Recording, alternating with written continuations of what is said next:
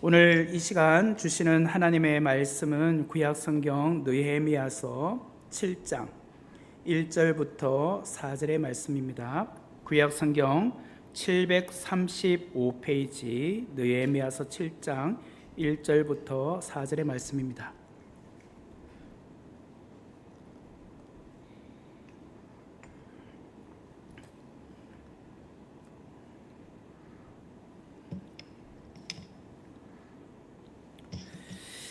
찾으신 줄 알고 제가 봉독해 드리겠습니다. 성벽이 건축됨에 문짝을 달고 문지기와 노래하는 자들과 레위 사람들을 세운 후에 내 아우 하나니와 영문의 관은 하나냐가 함께 예루살렘을 다스리게 하였는데, 하나냐는 충성스러운 사람이요 하나님을 경외함이 무리 중에서 뛰어난 자라.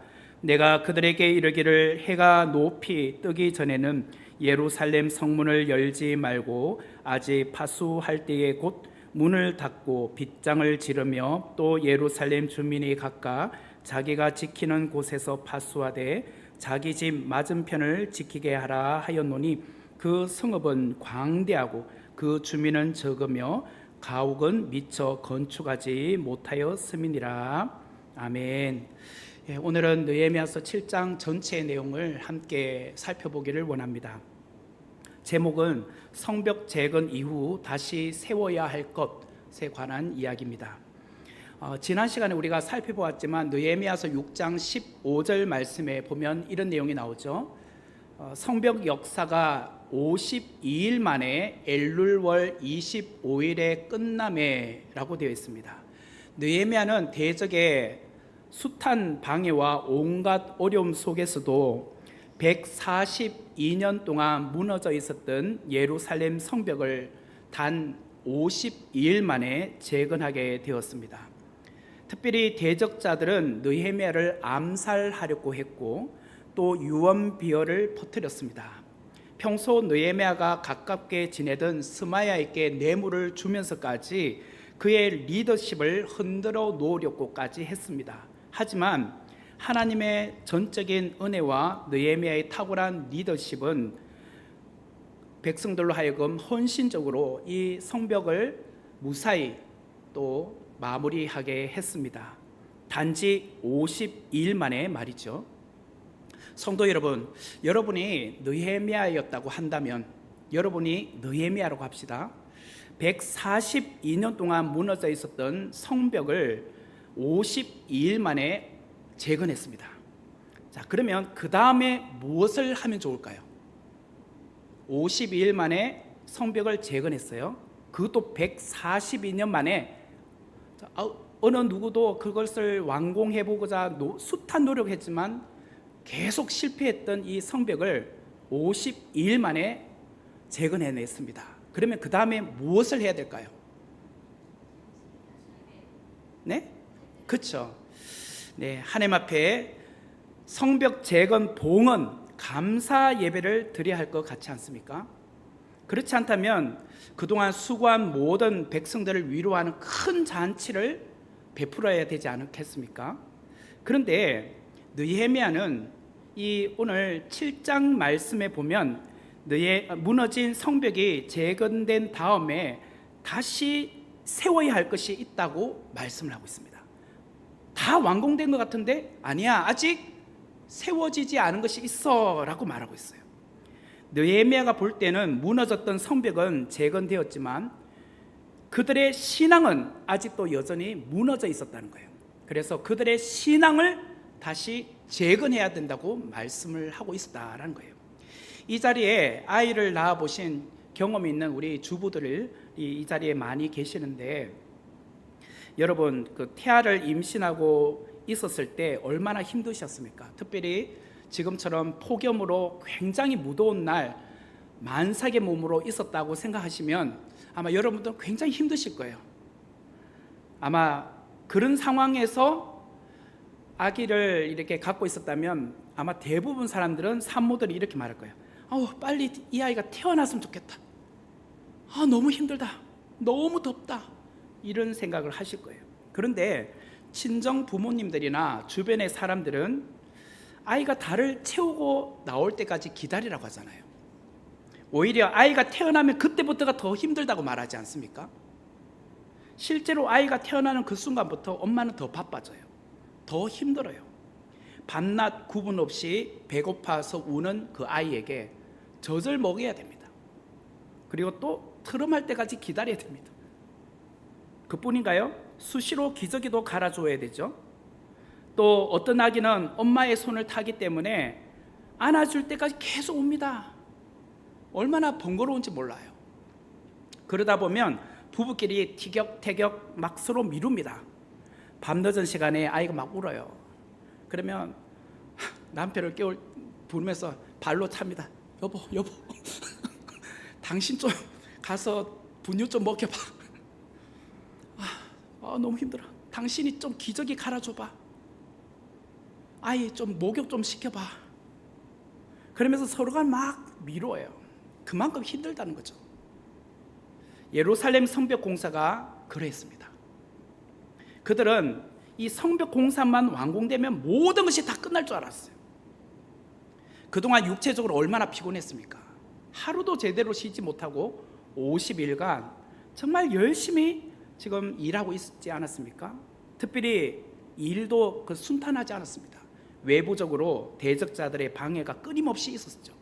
그러다 보니까 한 손에는 칼을 들고 한 손에는 쟁기를 잡고 또 반은 경계를 쓰고 반은 일을 하며 저녁에 잠을 잘 때도 편안하게 잠을 못 잤잖아요. 신발을 신은 채 군인들이 완전 무장하고 잠을 잔 것처럼 그렇게 50일 동안 하루도 제대로 편안하게 누워본 적이 없었어요. 그뿐입니까? 내부적으로도 흉년이 와가지고 배고파했습니다. 부자들의 횡포와 비싼 세금으로 인해서 너무나도 힘들었습니다. 또 이자를 갚지 않는다고 해서 원금을 갚지 않는다고 해서 그 자식들을 노예로 팔아버리는 그런 일들도 비일비재했습니다. 이런 상황 가운데 이 공사를 마무리해낸다는 것도 참 기적과 같지 않습니까? 그런데 52일 만에 이 느헤미야가 백성들과 함께 이 성벽을 재건해 냈습니다. 그동안 이스라엘 백성들은 성벽 재건 공사만 끝나기를 기다려왔어요. 공사만 끝나면 이제 괜찮겠지. 마치 산모가 산딸이 될수록 몸이 너무 힘드니까 아이만 낳으면 괜찮겠지. 힘듦이 이제 사라지겠지. 그렇게 생각한 것처럼 말이죠. 하지만 느헤미야가 볼 때 성벽 재건이 끝났지만 이스라엘 백성들 안에는 다시 세워야 할 것이 보였습니다. 외부적으로 성벽은 재건되었지만 이스라엘 백성들 안에는 아직도 무너져 있었던 영역들이 있었다는 거예요. 그렇다면 느헤미야가 볼 때 이스라엘 백성들은 성벽 재건 이후에 무엇을 다시 세우게 될까요? 느헤미야가 세워야 했던 것, 오늘 제가 3가지를 말씀드리겠습니다. 그 첫 번째는 성벽 재건 이후에 사람들을 다시 세우고 있습니다. 사람들을 세웠다. 인사가 만사다라는 말을 우리는 많이 들어보았습니다. 올해 5월에 우리나라도 대통령을 새로 세웠습니다. 자, 대통령만 세우면 모든 게 끝나는가요? 아니죠. 국정을 감당하려면 대통령은 또 국무총리를 세워야 되고 또 각 부서의 장관과 차관과 또 기관장들을 세워야 합니다. 그는 대통령이 또 국회의 재가를 받아서 세우게 되지요. 이처럼 모든 공동체에 필요한 것은 사람을 세우는 것입니다. 하나님은 항상 사람을 통하여 일하시기 때문이죠. 하나님의 사람 느헤미야도 이 점을 모를 리가 없었습니다. 성벽 공사가 완공되자 그 즉시로 그는 이제 새롭게 건축된 예루살렘 성문을 지킬 사람도 필요했고 또 성전을 관리해야 될 사람이 필요했던 것이에요. 그래서 1절 말씀에 보면 이렇게 나오죠. 성벽이 건축됨에 문짝을 달고 문지기와 노래하는 자들과 레위 사람들을 세운 후에, 여기 보면 우리가 생각할 때 성벽 재건이 완공되었으니까 당연히 문짝을 달고 문을 지키는 문지기가 필요한 것은 우리가 알아요. 그러면 그 다음에 정말 필요한 것이 뭘까? 우선적으로 해야 될 것은 또 다른 것이 있다고 생각해요. 이 예루살렘을 다스릴 행정관을 세운다. 오늘로 우리로 말하면 대통령, 장관을 세운다. 이게 더 급할 것 같은데 느헤미야는 1절에 보니까 문지기와 노래하는 자들과 레위 사람을 세웠다라고 나와요. 노래하는 자와 레위 사람들을 달리 말하면 예배를 섬기는 사람들을 말하죠. 느헤미야가 예루살렘 성벽을 재건한 목적은요, 단지 이스라엘 백성들이 그동안 성벽이 무너져 있었기 때문에 외세 사람들이 와서 자꾸 약탈해가고 그런 것이 어려워서 그들의 안전을 위해서, 보호를 위해서 성벽을 세워준 것만은 아니었습니다. 그동안 외세의 공격으로 말미암아 편안하게 그들은 하나님 앞에 예배 드릴 수 없었습니다. 사실 그들은 이미 이전에 스룹바벨이 와서 성전을 재건했습니다. 그 이야기를 잠깐 해볼까 합니다. 제가 느헤미야서 강의 첫날에 대략적인 전체적인 그 역사를 이야기했지만 자막을 보시면 유다가 바벨론에 의해서 완전히 멸망한 때는 BC 586년이었습니다. 자막을 좀 보여주시면 감사하겠습니다. BC 586년에 바벨론의 느부갓네살 왕에 의해서 완전히 멸망을 당하게 되죠. 그리고 나서 이제 바벨론은 바사 제국, 달리 말하면 페르시아 제국에 의해서 멸망을 당합니다. 그때 고레스 왕이 칙령을 내려요. 각자 나라들, 그 지배 계층에 있는 나라들은 원한다면 너희들의 고국으로 돌아갈 수 있도록 해주겠다. 그래서 1차 귀환이 BC 536년에 있습니다. 자, 그러니까 586년에서 536년은 50년이 지난 시점이에요. 그때 1차로 귀환했던 사람이 스룹바벨입니다. 스룹바벨이 돌아온 이유는 성전을 재건하기 위하여. 솔로몬 성전이 BC 586년 바벨론에게 멸망당하면서 완전히 파괴가 됐잖아요. 그것을 재건하기 위해서 돌아와서 스룹바벨이 성전을 짓게 되는데 주변의 사람들의 방해로 인하여서 20년 만에 완공돼요.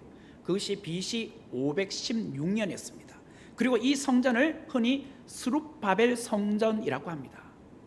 그리고 또 2차로 돌아온 때가 BC 458년 에스라 때에 돌아오게 됩니다. 그리고 오늘 우리가 살펴보고 있는 느헤미야가 3차로 귀환하는데 BC 444년이었습니다. 성전이 이미 완공되었지만 성벽이 무너져 있었기 때문에 성벽 재건을 위해서 왔죠. 그리고 52일 만에 이 성벽을 재건하게 됩니다. 그러니까 그 스룹바벨이 와서 성전을 완공한 시점으로부터 이 성벽 재건까지 보면은 무려 한 72년이 걸립니다. 72년 만에 이게 성벽이 재건된 거예요. 그러니까 72년 전에 스룹바벨이 성전을 완공해서 예배를 드릴 수 있을 거라고 생각했어요.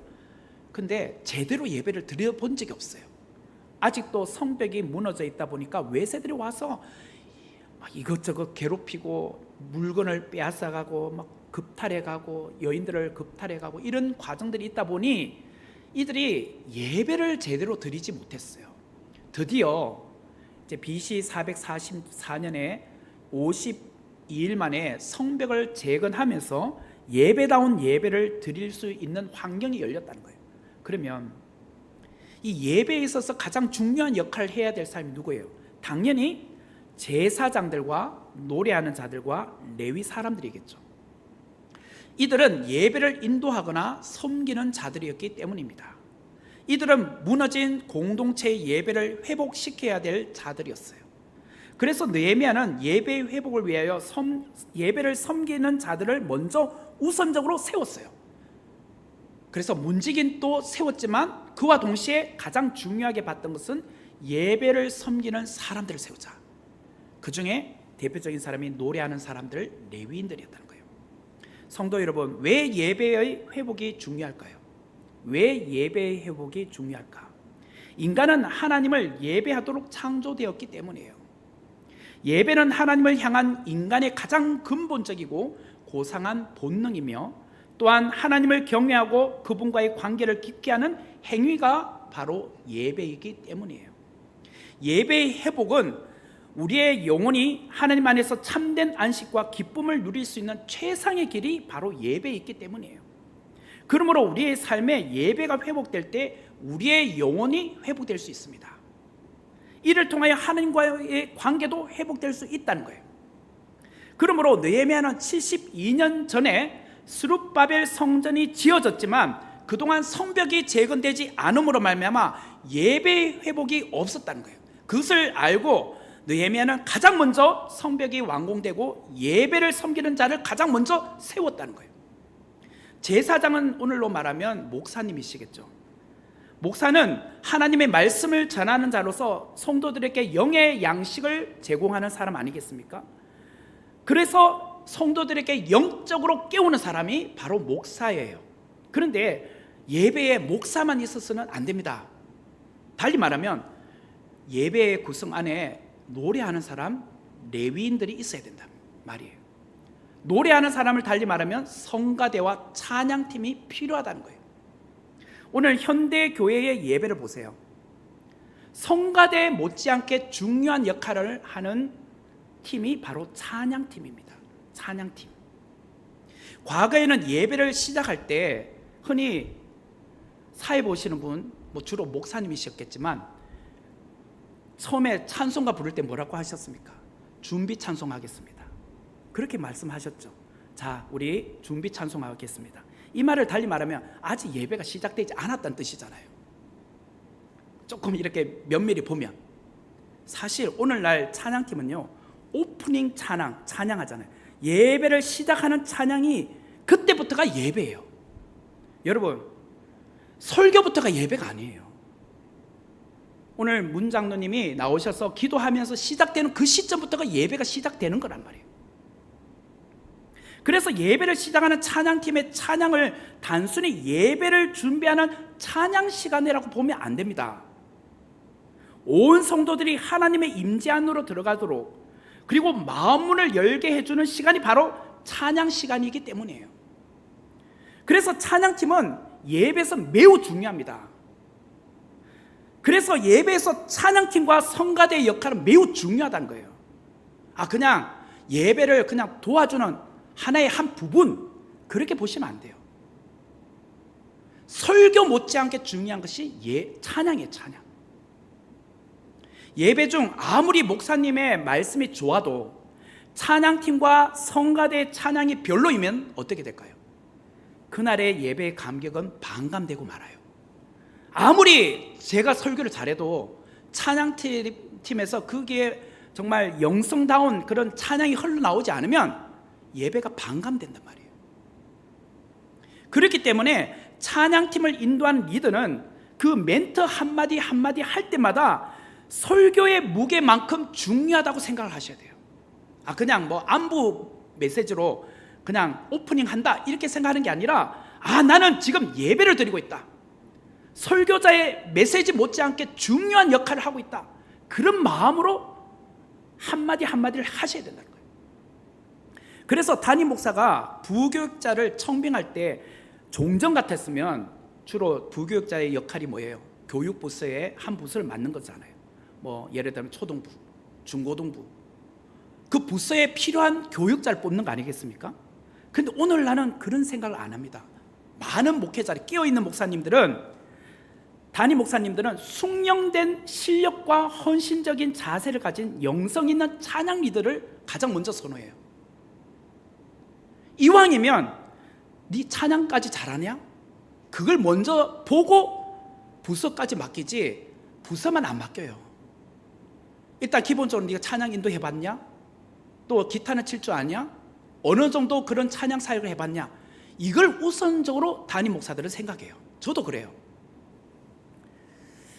저도 이전 교회에 이제 있어봤지만 그 담임 목사님은 부교육자 뽑을 때요, 기타 들고 오게 해가지고 일단 찬양 인도하는 걸 먼저 보더라고요. 보통 같으면 설교를 하는 것을 먼저 보는데 찬양 인도하는 걸 봐요. 그래서 찬양 인도를 통해서 얼만큼 그 사람에게서 영성이 나타나는지 그걸 최우선적으로 봐요. 왜? 예배를 인도하는 사람이기 때문에. 이 자리에 찬양팀과 성가대 대원들도 있으시잖아요. 여러분들은 구약시대로 말하면 레위인들입니다. 구약시대 레위인들의 업무 중에 가장 중요한 게 무엇이느냐? 찬양사역이었어요. 찬양사역. 찬양은 인간이 하나님께 드릴 수 있는 가장 아름다운 헌신의 모습이었어요. 그래서 찬양 사역자는 영성이 있어야 돼요. 실력을 또 갖춰야 돼요. 늘 최상의 찬양을 하나님께 드리기 위해서 노래 연습도 충분히 하고 오셔야 돼요. 그냥 와서부터 시작하는 게 아니라 이미 올려드린 찬양을 미리부터 그 유튜브를 통해서 듣고 음도 정확하게 맞출 줄 알고 또 그것을 내가 어떻게 소화해야 될지를 다 미리 듣고 가능하면 거기에 대해서 완전히 녹아져 있는 상태로 오셔야 된단 말이에요. 그리고 충분히 기도하고 오셔야 돼요. 왜? 나는 예배자이기 때문에. 목사만 예배자가 아니에요. 찬양팀도 예배자라는 거예요. 느헤미야는 예루살렘 성벽이 완공되자 곧바로 성문을 지킬 사람 문지기뿐만 아니라 예배할 사람, 곧 노래하는 사람, 레위 사람들을 세운 다음에 이것을 굉장히 중요하게 봤다는 거예요. 그리고 그 다음에 뭘 하느냐? 예루살렘을 다스릴 충성된 일꾼을 세워요. 그 다음에 일꾼을 세운다는 거예요. 이게 순서예요. 문지기는 당연히 문을 지켜야 되니까 중요하겠죠. 그 다음에 중요한 것이, 함께 중요한 것이 찬양팀이었던 거예요. 예배자. 그리고 그 다음에 예루살렘을 다스릴 리더가 중요했다는 거예요. 그것이 2절에 나오잖아요. 2절 말씀을 보면 내 아우 하나니와 영문에 관한 하나냐가 함께 예루살렘을 다스리게 하였는데 하나냐는 충성스러운 사람이요 하나님을 경외함이 무리 중에서 뛰어난 자라. 느헤미야는 지금 두 명을 소개합니다. 하나니와 하나냐. 이 두 사람을 예루살렘을 다스릴 일꾼, 오늘로 말하면 행정관료로 세우고 있습니다. 여기서 하나니라는 사람을 가리켜서 내 아우 하나니라고 해요. 친동생 하나니예요. 느헤미야의 친동생이 하나니였어요. 우리가 생각할 때 아유 느헤미야도 어쩔 수 없구나, 자기 친동생을 고위공직에 임명했구나, 낙하산 인사야, 친인척 특혜야, 우리는 또 그렇게 생각할 수 있죠. 사실 느헤미야는 그런 사람이 아닙니다. 특별히 하나니를 왜 뽑았는지에 대해서 설명이 없어요. 그러다 보면 우리는 더 의심해요. 그러니까 친인척 특혜한 거지 뭐. 사실은 느헤미야는 여기에 대해서 너의 실력으로 보이라고 해요. 실력으로. 실제로 보면 느헤미야서 1장에 보면은 하나니가 페르시아 왕궁의 수상궁에서 아닥사스다 왕의 술관으로 있었던 그 형인 느헤미야를 찾아갑니다. 찾아가서 지금 예루살렘의 형편을 다 말해줍니다. 예루살렘에 지금 성벽이 아직 무너진 상태로 있고 집은 다 불타 있고 성벽도 문짝이 다 떨어져 있어요. 그러면서 느헤미야 형에게 무엇이라고 하냐면 당신은 여기서 호식하면서 혼자 살겠느냐고. 당신 그러면 안 된다고. 죄 짓는 거라고. 하나님께 나와 헌신하시라고. 사명을 감당하시라고. 예루살렘으로 돌아와서 이 성벽을 재건하는 일에 당신이 일을 하셔야 된다. 형이 일해야 된다고. 그 동기부여, 사명을 감당할 수 있던 비전을 선포해 주었던 사람이 누구냐? 하나니였다는 거예요. 그 이야기가 느헤미야서 1장 1절에서 3절에 나와요. 그 내용을 보면 하가랴의 아들 느헤미야의 말이라. 아닥사스다 왕 제20년 기스로엘에 내가 수상궁에 있는데 내 형제들 가운데 하나인 하나니가, 내 형제들 가운데 하나인 하나니가, 이것이 오늘 본문 7장 2절에서는 내 아우라고 나오죠. 두어 사람과 함께 유다에서 내게 이르렀기로 내가 그 사로잡힘을 면하고 남아있는 유다와 예루살렘 사람들의 형편을 물은즉 그들이 내게 이르되 사로잡힘을 면하고 남아있는 자들이 그 지방 거기에서 큰 환난을 당하고 능욕을 받으며 예루살렘 성은 허물어지고 성문들은 불탔다 하는지라. 하나님은 느헤미야의 동생으로서 발탁된 것이 아니라 충분히 자격을 갖추었던 사람이었던 거예요. 그에게는 지금 이런 뜨거움이 있었다는 거예요. 형 지금 뭘 하느냐고. 하나님을 위해서 일해야 되지 않느냐고. 그 동기부여를 했던 사람이고 누구보다도 이 하나님의 일에 열정을 가졌고 충성심을 가졌던 사람이 누구냐? 동생 하나니였다는 거예요. 그래서 그런 것을 보고 그를 행정관료로 세웠다는 거예요. 단지 친인척 특혜로 세운 게 아니었다는 거예요. 오늘 본문 2절에 보면 특별히 이 하나니에 대해서 별다른 이야기가 없어요. 왜?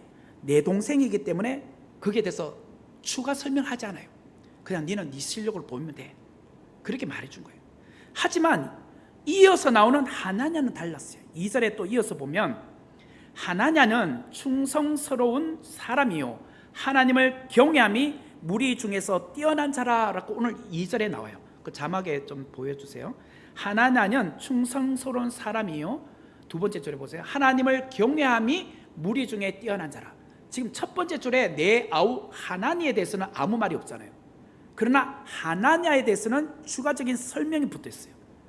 하나냐를 가리켜서 충성되는 사람이고 하나님을 경외함이 무리들 중에 뛰어난 사람이다. 결국은 하나님의 일은 누가 하느냐? 세상의 권력이나 세상의 부를 가진 사람이 하는 것이 아니라 하나님을 향하여 충성스러움, 신실함을 가진 사람과 하나님을 경외함, 두려워할 줄 아는 사람이 한다는 거예요. 이 두 조건에 다 만족하게 되어 있는 사람이 누구냐? 자기 동생 하나니와 또 하나냐였다는 거예요.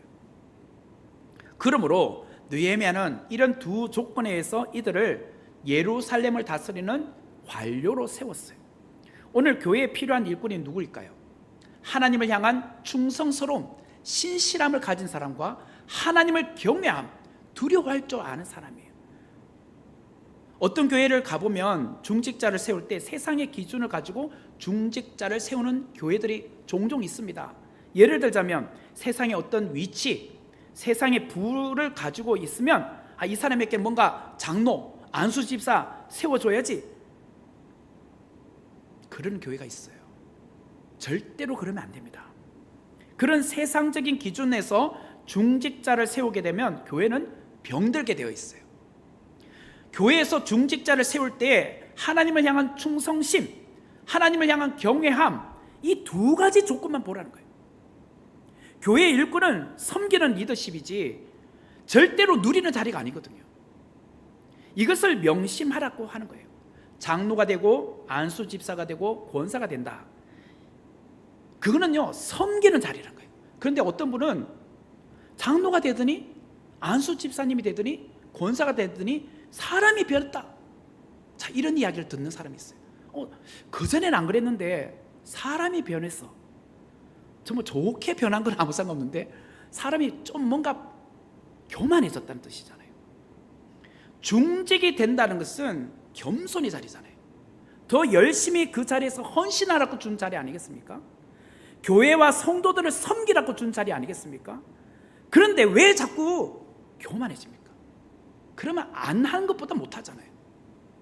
그리고 교회는요, 건물보다 사람이 중요해요. 건물보다 사람이 중요하다. 그 내용이 4절에 나와요. 4절의 말씀을 보면 그 성읍은 광대하고 그 주민은 적으며 가옥은 미처 건축하지 못하였습니다.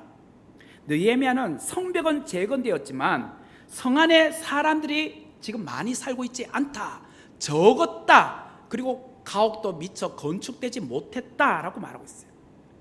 그래서 느헤미야서 7장에 보면 1차 귀환 자들을 인구조사하는 이야기가 나와요.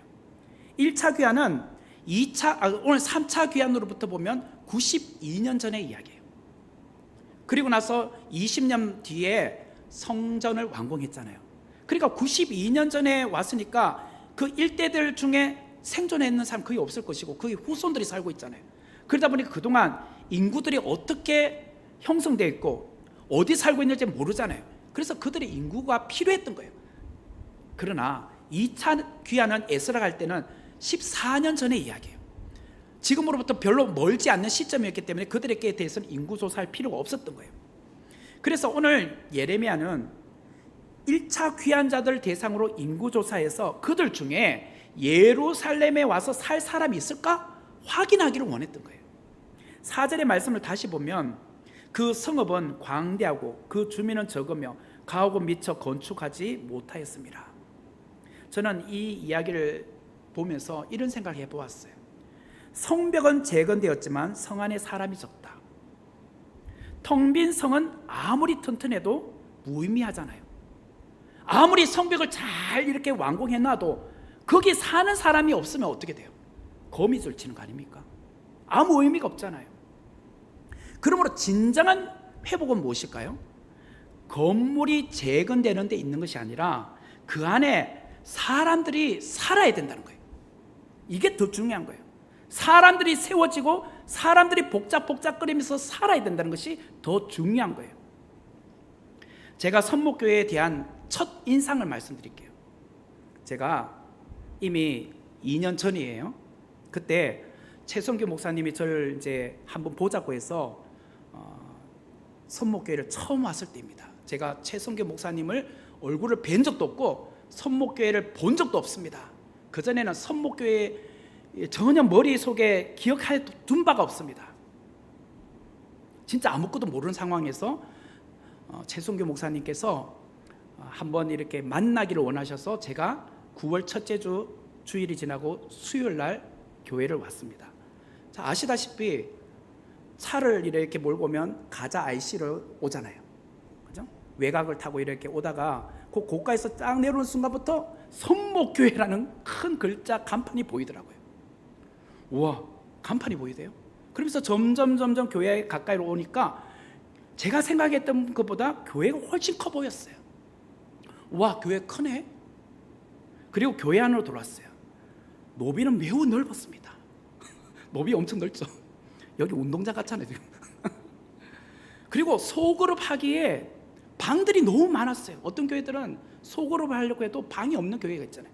저는 또 그때 작은 개척교회를 하고 있었기 때문에 진짜 2층에 그 유년부 씨 우리 새벽기도 드리는 만한 공간이었어요.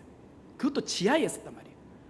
곰팡이 쓰는 냄새 여름이 되면, 그리고 비 새고 그런 데에 있었어요. 그러니까 와, 이런 방들이 많네. 이게 저의 첫인상이었어요. 자, 분명히 우리 교회를 다니지 않는 분들이 이렇게 길거리에 지나가다가 우리 선목교회를 보면 이런 생각할 겁니다. 밖에서 보면 와, 이 교회는 최소한 1000명 이상 교인이 다니나 보다. 그런 생각 안 할까요? 큰 교회를 보잖아요. 건물만 보면 아, 이 교회는 최소한 1000명 정도는 교인이 있는가 보다. 분명 건물만 보면 그렇게 생각이 들어요. 그런데 막상 주일 예배 성도들은 어느 정도 모입니까? 그렇지 않죠. 차마 숫자는 말 안 할게요. 오늘날 유럽 교회를 가보면 정말 크게 지어놓은 교회 건물들에 비해서 주일에 예배를 드리는 성도들은 너무 적습니다. 우리 선목교회가 유럽 교회가 되면 안 되잖아요. 느헤미야가 볼 때 4절을 우리말 성경에는 이렇게 표현하고 있어요. 그 성은 크고 넓은데 성 안에 사는 사람들은 얼마 없고 제대로 지은 집들도 아직 얼마 없었습니다. 이게 우리말 성경에 나오는 말이에요. 이거를 제가 이 말을 문구를 가지고 우리 선목교회에 제가 냉철하게 객관적으로 말해볼게요. 우리 선목교회 건물은 크고 넓은데 성도들은 얼마 없고 제대로 된 일꾼들도 아직 얼마 없습니다. 저는 이렇게 보여지더라고요. 이게 저희가 객관적으로 본 냉철한 평가예요. 교회의 빈자리를 그러므로 우리는 채워야 되지 않겠습니까? 이 넓은 공간에 사람들로 복작복작거리게 해야 되지 않겠습니까? 성도들이 언제든지 교회에 와서 기도하고 교회에 와서 교제하고 소그룹이 활성화되는 그런 교회가 되어야 되지 않겠습니까? 이렇게 방들이 많은데 그냥 빈자리를 놔두겠습니까? 차라리 그럴 바에는 주중에 다른 데 기관에다가 렌트해 주는 게 낫지. 그러면 돈이라도 받지. 주중에는 그냥 다 비워놓으면 그것도 아깝잖아요. 그러면 어떤 교회는 주일날 정말 교회를 그 작은 개척교회들은 자기 교회가 없어가지고 다른 데 빌려서 가는 교회들도 있잖아요. 공간을. 그러면 어느 공간을 빌려줘가지고 서로 다르게 예배 드릴 수도 있잖아요. 미국에 그런 교회들 많아요. 그렇게 해서 생존하는 교회들 많아요. 느헤미야는 성벽 재건 이후에 사람들을 세웠어요. 사람들을. 왜? 교회 건물은 큰데 그 안에 사람이 없잖아요. 그러니까 사람을 세워야죠. 사람을 세워야 그 리더를 통해서 교회가 부흥할 거니까. 지금 우리에게 필요한 건 그거예요. 적재적소에 정말 필요한 사람들을 세워야 돼요. 비록 적은 수요를 할지라도 그런 사람들을 세워서 그분들이 충성스럽고 그런 분들이 진짜 주님을 위해서 하나님을 두려워하고 열심히 일하면 진짜 그분들을 통해서 교회가 부흥하기 시작하거든요. 두 번째로 느헤미야는 성벽 재건 이후에 정체성을 다시 세웠어요. 첫 번째는 사람을 세웠고 두 번째는 정체성을 세웠다. 느헤미야는 예루살렘 성벽을 완공했지만 그 예루살렘 성 안에 살 사람이 적은 것을 깨닫고 1차 귀환자들 대상으로 인구조사를 실행했습니다. 2차 귀환 때는 BC 458년, 그리고 3차는 BC 444년, 이렇게 14년이 지났지만 1차 귀환으로부터 보면 92년이 지났어요. 귀환자인 536년으로부터 보면. 그러니까 이 1차 귀환자들이 그동안 92년이 지났으니까 그들이 어디서 어떻게 살고 있는지 모르잖아요. 인구가 얼마나 늘어났고 줄어든지 모르잖아요.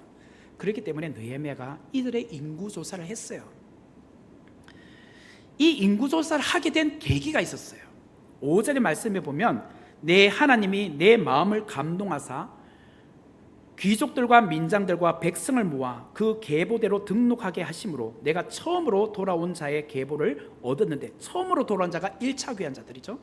거기에 기록된 것을 보면 이런 거 나와요. 5절 초도에 보면 내 하나님이 내 마음을 감동하사라는 말이 나와요. 느헤미야는 성벽을 재건한 다음에 그 안에 살 사람이 적은데 어떡하지?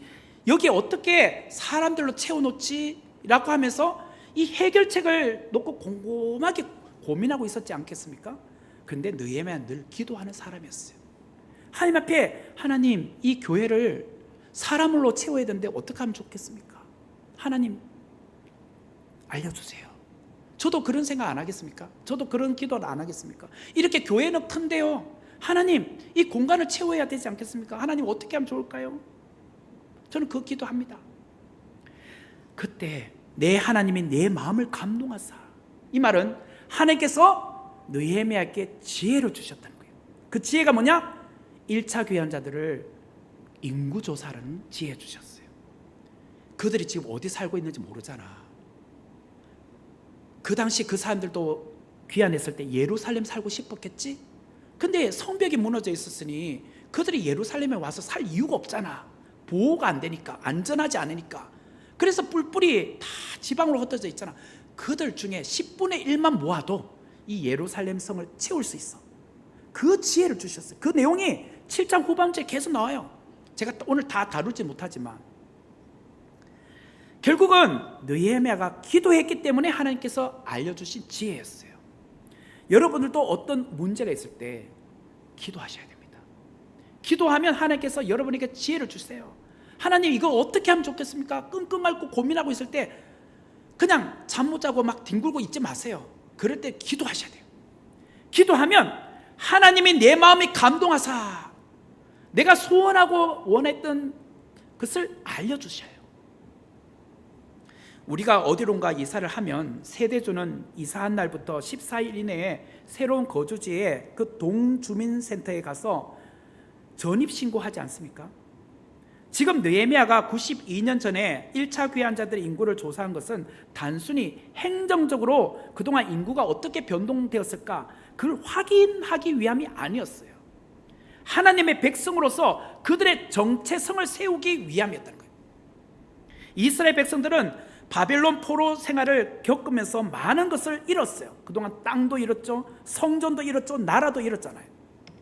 그리고 시간이 흐르면서 그들은 혈통적으로나 정체성마저 희미해져 가고 있었어요. 느헤미야가 인구조사를 통해서 그냥 단지 족보만 확인한 것이 아니에요. 하나님의 백성으로서 너는 누구인지 너의 정체성, 아이덴티티를 확인시켜주고 있었어요. 느헤미야는 족보를 통하여 누가 이스라엘 백성인지, 누가 제사장이고 레위 지파의 사람인지, 그 직분을 감당할 사람인지를 구분하기 시작을 했다는 거예요. 공동체의 순수성과 거룩성을 유지하기 위해서 필수적인 작업이 바로 이거였다는 거예요. 정체성 작업. 64절에서 65절에 보면 이 사람들은 계보 중에서 자기 이름을 찾아도 찾지 못하였으므로 그들을 부정하게 여겨 제사장의 직분을 행하지 못하게 하고, 총독이 그들에게 명령하여 우림과 둠림을 가진 제사장이 일어나기 전에는 지성물을 먹지 말라 하였느니라. 특별히 자기의 계보를 확인하는 중에 증명할 수 없는 제사장들도 있었어요. 족보를 잃어버린 거예요. 자기 뿌리니까 명확하지 않는 거예요. 분명히 우리 고조 할아버지 때는 그 제사장이라고 들었는데 어느 순간부터 족보책이 안 보여. 그러니까 긴가민가해. 그런 사람들은 제사장 직무를 감당하지 못하겠다는 거예요. 뿌리가 명확하지 않으니까. 다시 말하면 교회의 문턱은 낮아야 합니다. 누구든지 교회에 들어와서 세가족으로 등록하셔야 돼요. 그러나 영적 리더십을 세울 때는 엄격하게 그 수준을 높여야 된다는 거예요. 교회는 누구나 들어올 수 있지만 직분자로 세울 때는요, 아무나 직분자 세우면 안 된다는 뜻이에요. 진짜 11조 생활 잘하고 또 교회에 어떤 헌신을 하고 직분을 맡기에 감당할 만하고 또 많은 사람들에게 유익을 주고 덕을 끼칠 수 있는 그런 사람인지 꼼꼼하게 확인하고 그리고 나서 공동의회를 통해서 투표해야 된다는 거예요. 이런 과정을 없이 그냥 그래 너 할아버지 때 고조 할아버지 때 제사장했어? 그럼 니도 제사장해. 그렇게 절대로 시키지 않았다는 거예요. 구원은 아무 조건 없이 모든 사람에게 주어지는 선물이지만 영적 리더십의 일은 아무에게나 준비 없이 맡길 수 없다는 거예요. 하나님의 일은 하나님이 부르시고 정성껏 준비시킨 사람, 그리고 자기 자신의 그 직분을 소중히 생각하며 자신을 깨끗이 관리하고 준비한 사람에게 주어지는 것이 바로 직분자의 역할이라는 거예요. 우리 교회도 오늘 하반기 때 이제 직분자를 세우지만 여러분들이 혹 우리가 직분자로 이미 되신 분도 있고 또 그 역할을 감당하실 분들은 내가 그런 역할을 해야겠다라고 생각하면서 오늘 말씀 들으셔야 돼요. 오늘날 우리는 무엇으로 우리의 정체성을 확인하고 계십니까? 학력이나 재력이나 직업이나 재산이나 사회적 지위 이런 것을 통해서 교회 안에서 그의 정체성을 찾는 게 아닙니다. 우리는 그리스도 안에서 누구인가? 나는 하나님의 자녀이다. 예수 그리스도의 피로 값주고 사신 하나님의 소유된 백성이다. 우리는 세상의 빛이요 소금이요 하나님 나라를 확장을 위하여 부르심을 받은 사람이다. 이것에서 여러분의 정체성을 보셔야 된다. 그러므로 우리의 정체성을 다시 세워야 됩니다. 세상의 가치관이 아닌 말씀 안에서 우리의 참된 정체성을 찾으셔야 된다는 거예요. 그거 없이 직분자 하시면 안 돼요. 그거 없이 신앙생활 제대로 할 수 없어요. 세 번째로 느헤미야는 성벽 재건 이후에 헌신을 다시 세웠어요. 헌신을 세웠다. 첫 번째는 사람을 세웠고 두 번째는 정체성을 세웠죠. 세 번째는 헌신을 세웠다.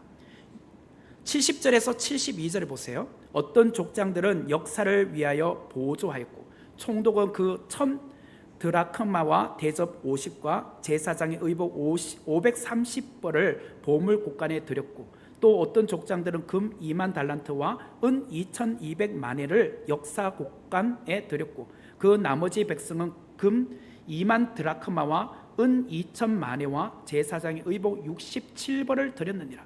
여기 보면 다 백성들이 자원하여 드리고 있다는 거예요. 백성들만 드린 게 아닙니다. 거기 보면 총독들이나 제사장들이나 족장들이나 뭐 높은 관료들도 다 드리고 있어요. 결국은 이들은 이제 성벽 재건했잖아. 이제 내 끝. 나 이제 아무것도 안 할래. 건축 공부 했으니까 이제 안 할래. 그게 아니라 그때부터 자기도 더 열심히 일했다는 거예요. 더 헌신했다는 거예요. 나 그동안 건축 공부했는데 뭐 이제 여기까지 내 일이지 뭐. 그게 아니라 그 이후에도 그들은 끊임없이 자기의 시간과 물질과 마음을 하나님 앞에 드리고 있었다는 거예요.